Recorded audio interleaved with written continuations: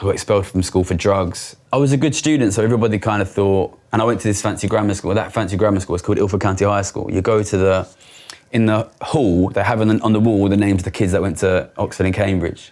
And you just kind of assume, I'm going to be on that wall, and then suddenly you're expelled from school and everybody thinks you're going to go to prison, basically. And it was tough. I was young, you know, I just turned 16, you're separated from all of your friends. I remember I woke up the next day and my parents were both at work.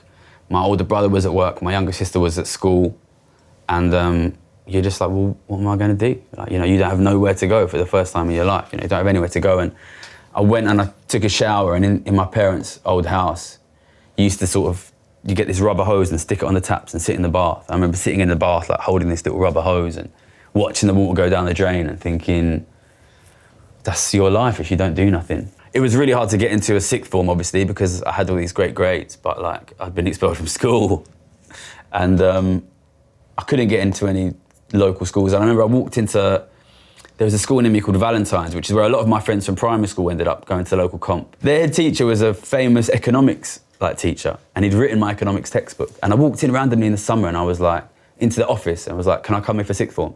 He was like, what are your grades? And I was like, 8 A stars, 3 A's. He said, did you take economics? And I said, yeah, I took economics. He goes, what did you get? I said, I got A star. He said, what textbook did you study? And then I clocked, it must be this guy. And I said, oh, your textbook, sir. And that was it, he accepted me into the school. I got 4 A's and I got into LSE, which is, for those who don't know, London School of Economics.